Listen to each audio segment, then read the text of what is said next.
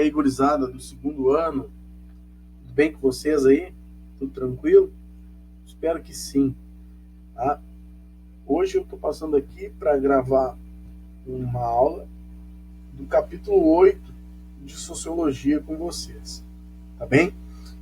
Esse capítulo é bem bacana, tá? Ele traz uma ideia bem global do sistema capitalista. No capítulo anterior, a gente até chegamos a trabalhar em sala de aula a ideia do liberalismo como uma doutrina filosófica, política do capitalismo, né? Ou seja, sendo a fundamentação, a filosofia. O liberalismo é a filosofia do capitalismo, tá? O liberalismo econômico.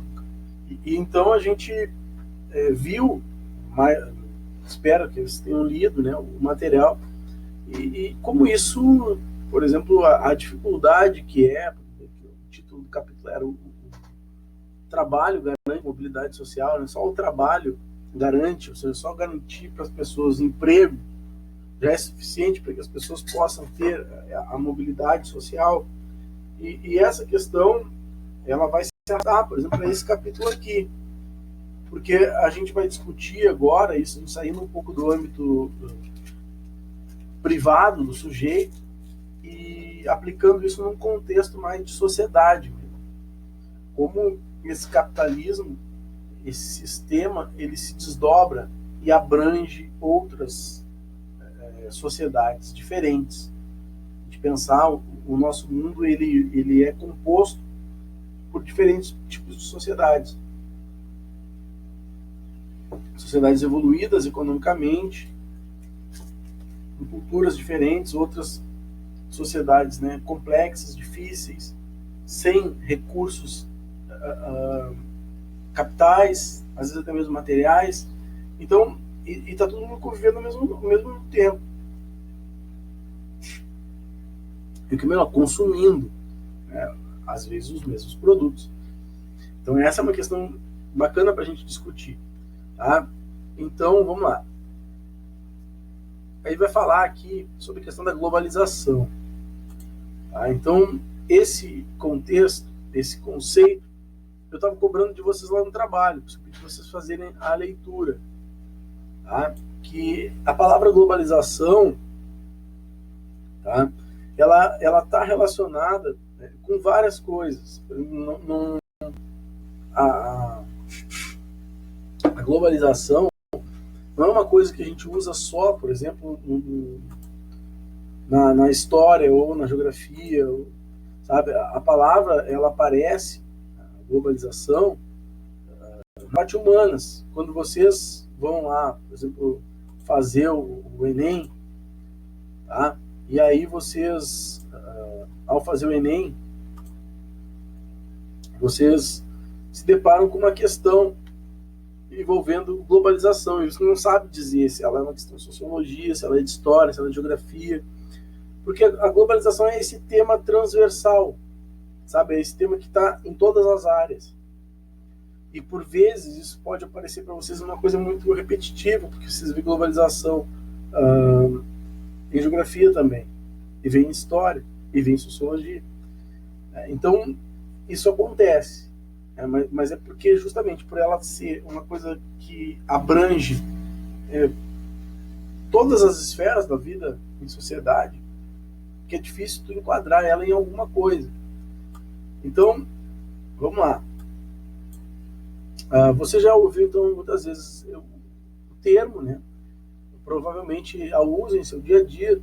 O nosso cotidiano está amplamente marcado por esse fenômeno e sua compreensão envolve áreas tão diversificadas, né, como história, geografia, economia, sociologia, pois conceitos como cultura, comportamento, identidade, desnacionalização, desterritorialização, consumo, tecnologia de informação, meio ambiente, trabalho, entre tantos outros, estão diretamente vinculados à globalização. Mas será que seus efeitos atingem apenas as esferas macro-sociais? Qual é a origem do nome, né, que seus pais lhe deram? E o sobrenome da sua família? Vem de que país? Suas crenças religiosas, se existem, né, têm origem em outros países? Como essas referências chegaram? Tentar responder essas indagações vai levar a perceber que, para estudar a globalização, né, temos que compreender que esse é um fenômeno cíclico inserido na história. Esse fenômeno não se restringe à economia ou à política, expandindo-se também na direção da cultura, de comportamento, de vidas pessoais. Presente em praticamente todas as esferas da vida social, do plano macroeconômico, individual, da política, família e globalização, é um fenômeno complexo. Então, basicamente, o que ele vai discutir isso aqui é aquilo que eu falei ali anteriormente. Como, num mundo globalizado, tá, em que nós temos, por exemplo, diferentes culturas, diferentes povos, com diferença muito. Esses povos, esses países, esses estados, eles convivem se identificando com as mesmas coisas, consumindo as mesmas coisas. As empresas, as transnacionais, por exemplo, elas estão presentes em todos os países. A cultura é uma coisa interessante a gente pensar pelo cinema, sabe? As pessoas estão recebendo essas informações, elas estão com o que há de mais moderno. Agora, como cada país, sabe, recebe e lida com essa globalização é completamente. Por exemplo, pega países como o Brasil, é um exemplo claro disso. Né?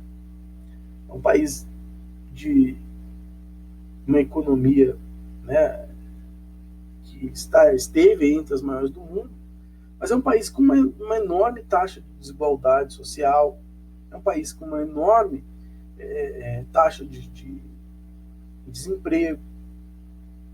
Mas quando tu vai nas periferias das cidades, das grandes cidades, ou qualquer cidade que for, tu vai ver os jovens da periferia com o que eles se identificam. O que eles se identificam é os mesmos, entre aspas, assim, signos, né, que os jovens da classe alta se identificam. Os artistas, a cultura, as roupas, as marcas. E aí, muito embora tipo, a periferia não tenha acesso, né, a comprar esses bens, mas eles acessam de outra maneira. Como? A pirataria. A pirataria é a maneira, a forma encontrada para se resolver esse tipo de problema. Porque eu olho no clipe o cara com tênis da Vans, mas eu não posso ter um tênis da Vans. Mas eu vou no camelô e compro, entendeu? E rale-se, porque o que importa é estar com o signo, sabe? Estar portando o signo, que é o teu passaporte, o teu símbolo de pertencimento ao que há de mais moderno naquela época. Então essa é uma questão interessante, né? Porque os países do mundo, ao redor do mundo, todos eles consomem praticamente as mesmas coisas. E com uma diferença enorme entre eles de renda. Bom, aí aqui ele vai falar um pouquinho ali sobre a globalização, tá? Não ser um fenômeno tão recente. Vamos voltar ali, porque eu não volto.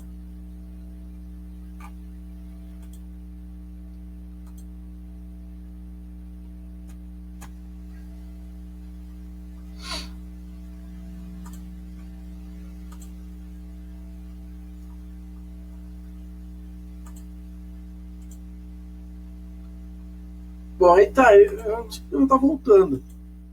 Para frente ele tá indo.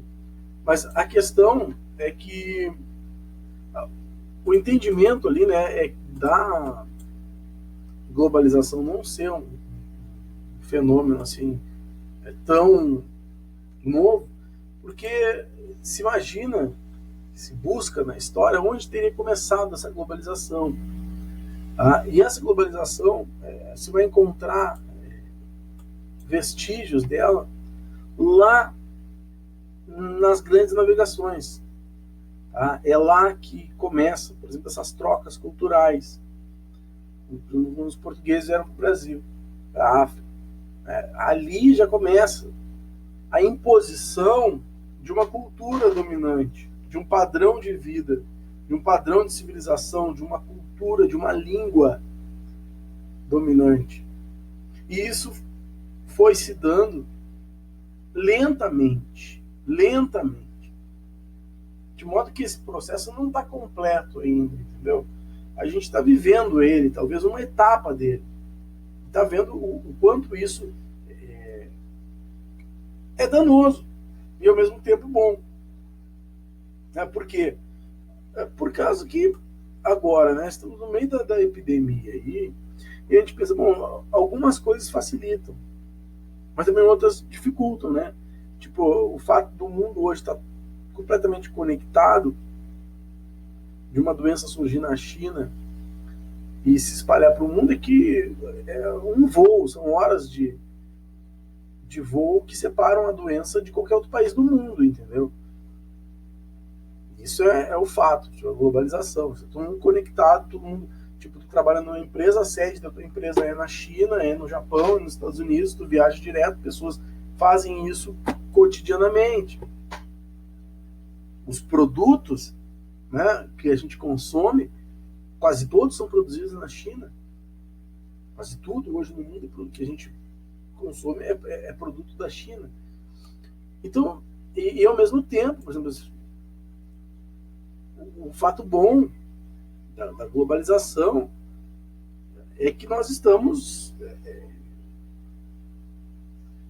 conectados com o que há de mais moderno. Há um tempo atrás não era, essas coisas demoravam para chegar. Hoje os lançamentos quase todos são lançamentos globais. As marcas, telefones, roupas, tu não tem mais aquilo assim, tipo, específico para determinado público de determinado país. Isso a gente vê um pouco na indústria automobilística, porque as grandes montadoras, né, elas produzem carros de acordo com as tendências de cada mercado, né? Tipo, o Brasil tem uma classe C emergente. A classe C não pode comprar um carro de 100 mil reais, mas eles podem comprar um carro de 40. Então nós vamos fabricar um carro de 40. Porque se elas produzissem um carro ali, não teria vendagem. Então esse mercado ele se adapta, né? Ele se adapta às condições. Mas em compensação também na indústria automobilística tem os carros globais, né? Que são carros que são lançados no mundo inteiro. Normalmente são carros já com um preço mais elevado, né? Mas são carros que tu encontra em qualquer lugar do mundo. Sabe? Tem vários aí no Brasil rodando. Né? E essa experiência ela só não deu certo ainda porque a indústria automobilística ela vende muito e ela precisa estar sempre se reinventando.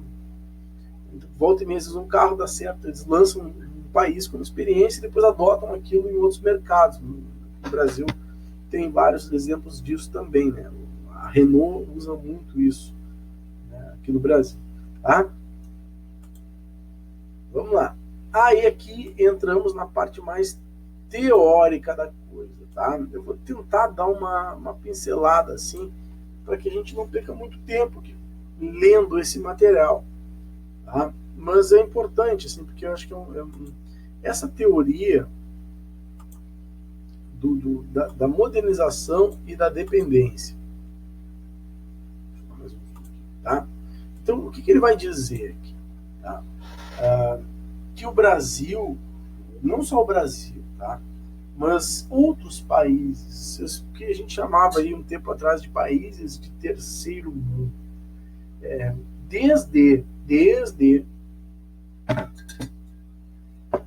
o descobrimento, a chegada dos europeus aqui no Brasil, tu já passou todos esses países que surgiram frutos desse processo colonizador, eles já nasceram com uma dependência. Por quê? Porque se vocês forem analisar, por exemplo, a própria independência do Brasil, como é que se deu o processo de independência do Brasil? Dom Pedro conduziu o processo sozinho? acordou de manhã, num belo dia, e disse: eu vou hoje romper com Portugal. Não. E teve outra coisa, né? O preço que ele teve que pagar pela independência do Brasil, pelo reconhecimento da independência, a indenização que ele teve que pagar para Portugal, e também, né, o preço para os Estados Unidos ao reconhecer a independência, porque ao reconhecer a independência dos Estados Unidos, tu ganhava um aliado importante no contexto internacional. Tá? E então, só que, por exemplo, para pagar a indenização para Portugal, pelo, né, tudo bem, então, eu vou te dar a independência, mas eu quero o investimento que eu tive aí. Portugal vai cobrar uma taxa absurda, porque ela está perdendo o Brasil. Tá, mas aí o que acontece? O Brasil não tem dinheiro para pagar essa dívida. Ele vai e pede para quem? Para a Inglaterra, que era a nação que mais botava pilha para o Brasil se tornar independente. Então, a independência do Brasil já nasce com uma dívida com a Inglaterra. E os Estados Unidos cobra também pela independência. Então, percebam como a independência do Brasil já nasce como uma condição de dependência econômica em relação às potências. E essa questão, entende, que é central aqui nessa teoria da dependência, para entender. Porque todos os países que, de certa maneira, são emergentes, são pequenos, foram considerados de terceiro mundo, esses países foram colocados nessa condição. Por quem? Pelos seus colonizadores. Por aqueles caras que mais se beneficiavam do processo, porque tomaram inicialmente. Então eu tomo aquilo inicial dos nativos, né, me aproprio, depois quando o circo pegar fogo e as pessoas começarem a reconhecer que aquilo não é bom, eu cobro delas ainda. Então esse é um processo muito complicado de se entender e interessante também, né, da gente estudar. A gente vê que isso vai se dar em escala global, isso não é só no Brasil, entendeu? Isso vai se dar em vários países do globo. Deixa eu diminuir aqui. Vamos passar para... Então.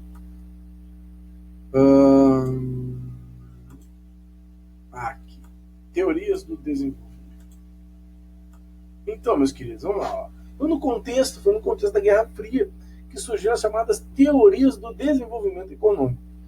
Para os países subdesenvolvidos, tratava-se de buscar meios de se inserir na ordem econômica dos países desenvolvidos. A questão era clara: como alcançar esse objetivo? A primeira iniciativa internacional de grande porte nesse dia foi a criação da Comissão Econômica da América Latina e Caribe, conhecida como CEPAL. Vinculada à Organização das Nações Unidas, a CEPAL tinha à frente o economista argentino Raul Prebisch. Sua corrente de pensamento influenciou profundamente o pensamento econômico latino-americano, valendo-se da ideia de que o desenvolvimento depende da forma como se estruturam as relações econômicas, sociais e políticas nas diferentes sociedades. E de que essas, né, por sua vez, fazem parte de um sistema mundial hierarquizado e desigual. Tá? Então, seu ponto de partida é o método histórico estrutural, a noção de que os países subdesenvolvidos e desenvolvidos enfrentam problemas qualitativamente diferentes e que o fortalecimento da atuação do Estado, a industrialização, são condições determinantes para que os países menos avançados possam atingir níveis de desenvolvimento mais altos. Inicialmente, seus pesquisadores, entre os quais destaca-se o brasileiro Celso Furtado, viram na substituição das importações o caminho seguro para o desenvolvimento dos países pobres da América Latina. Trata-se, em linhas gerais, de produzir internamente os itens que um país importa, desenvolvendo assim sua própria indústria. Bom, cara, tudo a ver com o que a gente está vivendo hoje, tá? Só para ter uma ideia. Pega esse parágrafo aqui que eu acabei de ler pensa o seguinte: coronavírus, tá?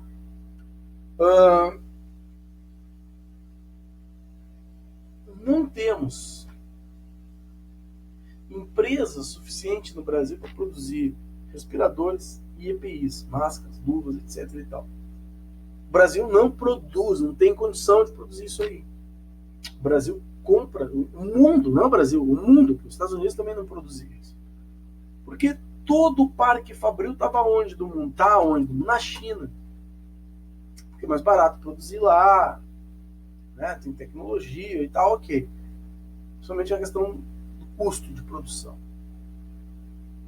Só que como é que um país ele se torna independente se ele não é capaz de produzir nada para ele? Se tudo que ele tem, nada é dele, tudo importa. Essa é uma das questões, por exemplo, que fez com que a Venezuela quebrasse. Porque a Venezuela tem a segunda maior reserva de petróleo do mundo. Segunda ou primeira, não me lembro mais. Mas, portanto, ela é riquíssima. Mas a Venezuela não tem parque industrial, ela não produz nada, nem papel higiênico os caras produzem na Venezuela. E o que acontece? Tudo é importado da Venezuela. Tudo. Só que aí os Estados Unidos boicotou a compra de petróleo da Venezuela, proibiu os aliados de comprar dela, fazendo com que a Venezuela perdesse a sua cartela de clientes. E ao perder sua cartela de clientes, ela não entra mais dinheiro. E ao não entrar mais dinheiro, não tem como trazer importação de fora, que é em dólar. Consequentemente, o país quebrou. Então, ou seja, um país, para ele ser independente dentro desse sistema global de produção, esse país precisa ter indústria. Esse país precisa ter um parque industrial muito grande. E o principal, ser dono das próprias riquezas. Porque no mundo que a gente vive hoje, a gente sabe que, né, pega, por exemplo, indústrias as petrolíferas. A Shell tem poço de petróleo no Iraque, tem poço de petróleo no Brasil, ou seja, essas transnacionais, elas tiram as riquezas de determinados lugares que vende, como o que fizeram com o leilão do pré-sal. Leilão. Eu estou dando o direito de explorar para um determinado. Por que isso não fica para um país? Isso é riqueza. Não fica porque nós não temos, por exemplo, tecnologia suficiente para exportar, para extrair o petróleo, refinar. E por que não investe em tecnologia? Porque é muito caro. Tá bem, então é mais barato vender e comprar o petróleo do outro cara. A tua riqueza está entregando para eles. Essa é a questão da teoria da dependência. Porque normalmente a riqueza volta para aqueles caras iniciais, lá para os exploradores, os europeus, os americanos. Os americanos até não estavam na onda de colonização, eles foram colonizados. Os Estados Unidos teve essa virtude de se transformar numa nação capitalista, né? Uma nação onde conseguiram botar em prática, né? Por isso que os Estados Unidos é o grande exemplo de país capitalista do mundo, porque eles fazem a independência deles em 1776, menos de 200 anos depois, né, eles já estavam como principal potência do mundo. Tá? Bom, então, pensadores brasileiros como Teotônio dos Santos, Rui Mauro Marini, bem como o alemão André Günther Frank e o ucraniano Paul Baran, são os principais expoentes dessa corrente de pensamento. O sociólogo brasileiro Fernando Henrique Cardoso, que foi presidente, e o economista Luiz Carlos Bresser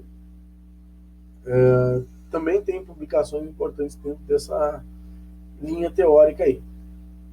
Seu marco se encontra na segunda metade da década de 50, quando uma série de fatos colocou em xeque, o Leão acordou,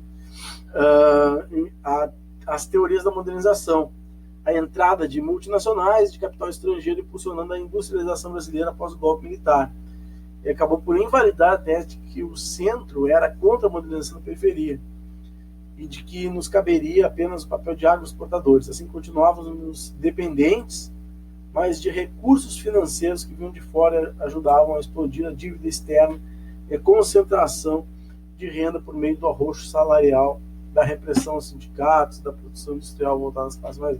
Então, né, aqui a gente vê basicamente essa teoria encontrando assim um contraponto, mas que também já é mostrado ali, né, que de alguma maneira ou de outra essas economias, as grandes economias do mundo, elas, de certa maneira, elas criam meios para te manter preso, né? Elas criam maneiras de fazer com que esses países não se desenvolvam plenamente.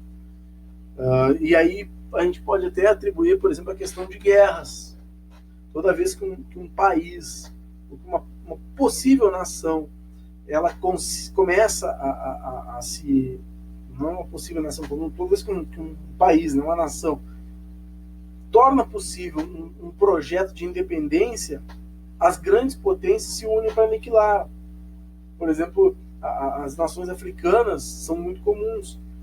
A Líbia, na África, tinha um projeto de se transformar o Gaddafi, ele tinha um projeto de criar uma liga dos países árabes mais fortes, os países da África do Norte, os árabes da África do Norte, de transformar aquilo como uma espécie de um bloqueio, um bloco econômico desses países que têm petróleo, né, para proteger esses países da interferência, por exemplo, americana, russa, etc. Tal. E o que aconteceu com o Gaddafi? Mataram. Os Estados Unidos foi lá, invadiu e matou. Por que mataram o Saddam Hussein no Iraque também? Bom, além de todos os crimes que ele cometeu e tal, mas o Saddam Hussein, principalmente porque ele era um cara nacionalista. Ele era um cara que defendia os interesses do povo no primeiro lugar. Do povo do Iraque, né? No sentido do povo do Estado político. Ele era um ditador, ele não tem nenhum argumento aqui favorável ao Saddam Hussein nesse sentido, assim, de coitadinho. Né? Mas ele defendia o interesse do povo dele. Só que enquanto ele estivesse no governo do Iraque, o que aconteceu? Os Estados Unidos não iam botar a mão.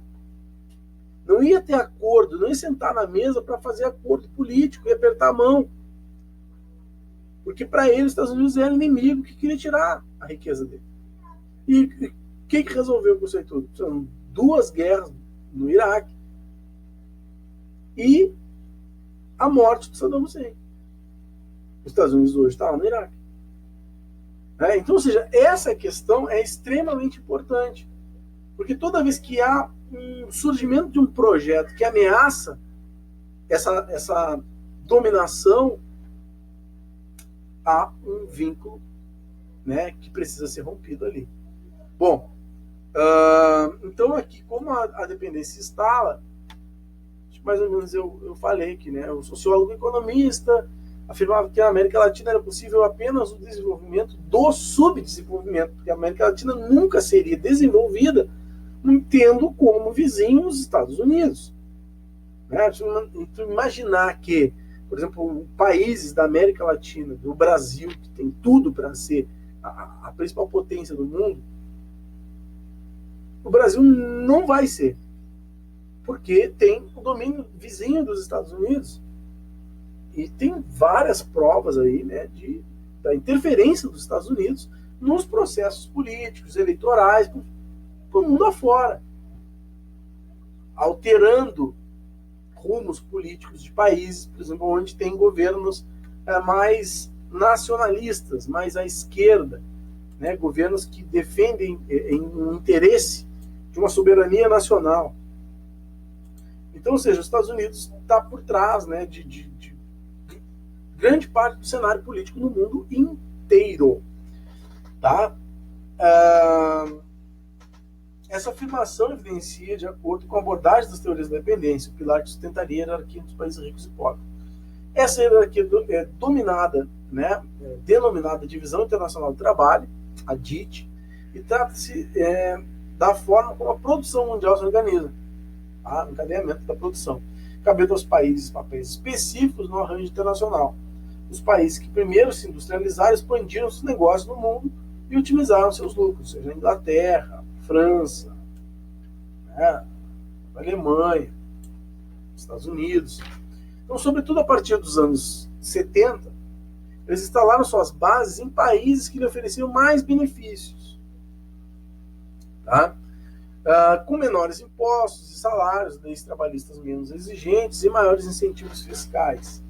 Ao final do processo, os lucros dos bens produzidos, ampliados pelas condições favoráveis e os benefícios oferecidos, retornaram aos países centrais, onde se localizavam as sedes das corporações globais. Assim, a dependência dos países menos industrializados amplia-se, porque eles não têm autonomia produtiva. E é em detrimento do que deixam de ganhar, dos impostos salários, que os lucros das corporações aumentam. Então, ou seja, essa é a real teoria da dependência. Os países que primeiro se industrializaram, lançam suas bases, se apropriam, né, no processo de colonização, se apropriam das regiões, dos países, e depois, dentro da industrialização, eles mesmos vão criando as bases para se colocar indústrias próprias nesses países aí. E o lucro retorna sempre para eles, entende? Essa é a questão interessante da gente analisar. Como esses países, as nações econômicas, daí, as que dominam a divisão internacional do trabalho, são sempre as mesmas. Bom, então os produtos industriais começaram a ser fabricados nos países subdesenvolvidos, resolveu-se dessa forma problemas de transportes, matérias-primas estavam próximas, a força de trabalho mais barata e abundante, e o Estado, além de dar incentivos fiscais, construía a infraestrutura necessária à instalação e ao funcionamento das indústrias. Assim, se acreditava que o aumento da atividade econômica traria desenvolvimento. Bom, claro, porque tu pensa assim, né? Tu pega um país pobre, tá? E tu larga para ele assim, tipo, cara, eu quero botar uma indústria aí, tá? E eu vou gerar 1.000 empregos aí, 1.000, 2.000 empregos. Aí tu pensa, bom, então o que eu preciso, como é que eu posso te ajudar? Porque eu tenho interesse em ter uma indústria, porque o meu país não é industrializado. Nós não temos indústria, entendeu? Então o cara está me oferecendo instalar uma indústria no meu país. Só show de bola, vou gerar emprego. O que eu faço? Me dá aí incentivos fiscais. Você não paga os impostos e tal, e me dá uma infraestrutura. Eu te cedo lá uma propriedade e tal, tu vai te instalar e não vai pagar imposto durante 10 anos. Para o político que está resolvendo essa situação, para ele é bom, porque ele está fazendo o quê? Ele está gerando emprego. Mas, ao mesmo tempo, ele está fazendo o quê? Ele está entregando parte da riqueza que é patrimônio do país para uma empresa internacional explorar. Porque esse produto depois vai ser vendido internamente. Então, isso é a teoria da dependência, tá, gente? De uma maneira bem resumida, mas a teoria da dependência está bem relacionada com isso aqui. Bom, vamos fazer o seguinte. Deixa eu só ver uma coisa aqui. Eu acho que aqui. Beleza. Então, vamos até aqui. Então, evidenciou-se a percepção de que a burguesia brasileira havia entrado em acordo com o capital internacional, abrindo mão da construção de uma economia soberana. E isso no Brasil nunca teve, não teve um período. Tá? Aí a gente precisa entrar na história para analisar. Por exemplo, Getúlio Vargas, o presidente brasileiro, ele começa a jogada, né, do petróleo, da energia, Companhia Siderúrgica Nacional, a Eletrobras, né, que foram empresas criadas para defender o patrimônio brasileiro. A indústria de base é a indústria mais importante que um país pode ter. A indústria de base é a energia, minério. Um país que não tem isso está ferrado. Porque tem que comprar tudo de fora. No Brasil, por isso que eu digo, que o Brasil pode ser o país mais rico do mundo, a maior potência, porque o Brasil tem rios enormes, tá? O Brasil tem uma quantidade enorme de rios. O Brasil tem um litoral imenso, imenso. Acho que nenhum país do mundo tem um litoral maior que o Brasil, de mar, de energia eólica, hidrelétrica.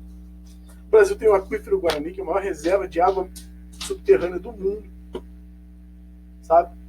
Cara, o Brasil tem muita coisa, sabe? Tem a Amazônia, sabe? E essa é a questão, sabe? Que o Brasil não consegue colocar em prática um projeto porque os nossos políticos, os políticos do Brasil, sempre estiveram atrelados ao interesse do capital internacional. Porque quem manda é o capital internacional. Quando tu tem políticos que têm um cunho mais nacionalista, esses políticos são tirados de cena. Né? E aí eu não vou nem citar nomes aí. Vocês vão fazer a autorreflexão e vão pensar, né? Uma coisa bem recente aí. Ou seja, quando tu tem políticos que valorizam essas riquezas e que não querem entregar as riquezas do Brasil para a exploração internacional, rapidamente se dá um jeito de tirar eles. O Vargas foi um, né? Porque o Vargas foi, além de ser, ele foi um ditador, ele deu um golpe, ele transformou o sistema político do Brasil na época, era bem diferente do que é hoje. Mas o Vargas ele tinha todos os defeitos, como um ditador e tal, mas ele era nacionalista. E se hoje existe Petrobras, Eletrobras, a Companhia Siderúrgica Nacional não existe mais. Mas foi porque ele inventou, foi porque ele percebeu que o país só é rico quando ele tem o domínio das suas riquezas na sua mão, ele produz. E não traz de fora para produzir para ele.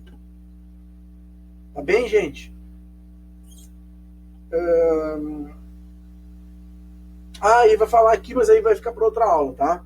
Então eu vou falar do surgimento na Ásia, tá? Dos tigres asiáticos e o colapso do comunismo. Porque vai contrastar, né? Aí, tipo, os anos 80 ali, começa uma nova investida do capitalismo, do capital internacional nos países periféricos. Eles vão ir para onde? Vão para a Ásia. Porque a Ásia tem tecnologia, né, muito forte e mão de obra barata. Legislações completamente diferentes das nossas, em termos de direitos e tal. Uma cultura muito voltada para o trabalho. Então, a Ásia vai aparecer para o capital internacional como um local interessante para se produzir. E aí vai mudar todo o cenário de produção mundial. Acho que hoje vocês olham as coisas aí, tá? Made in Taiwan, made in Bangkok, made in China, Bangladesh, made in Paquistão, made in Camboja, né? Tem isso aí tudo lá, Vietnã. A gente vai entender isso melhor na outra aula, tá? Eu espero que vocês tenham compreendido aqui essa parte, tá? Vai dar 40 minutos ali, daqui a pouquinho. Enquanto isso eu me despeço de vocês, tá? Leiam o capítulo 8, já pode ir avançando, tá? Já pode ir fazendo a leitura toda dele. Na outra semana tem vídeo de filosofia. Daqui a 2 semanas, então, sem ser na próxima, na outra, tem um vídeo complementar desse capítulo aí. Tá bem, gente? Eu agradeço a atenção dos que vão ver o vídeo até o final e espero que vocês fiquem bem, que vocês se cuidem aí, porque logo logo a gente deve estar se encontrando aí, né? Não sei, espero que sim, que seja logo, tá? Então, muito obrigado pela atenção de vocês. Tchau.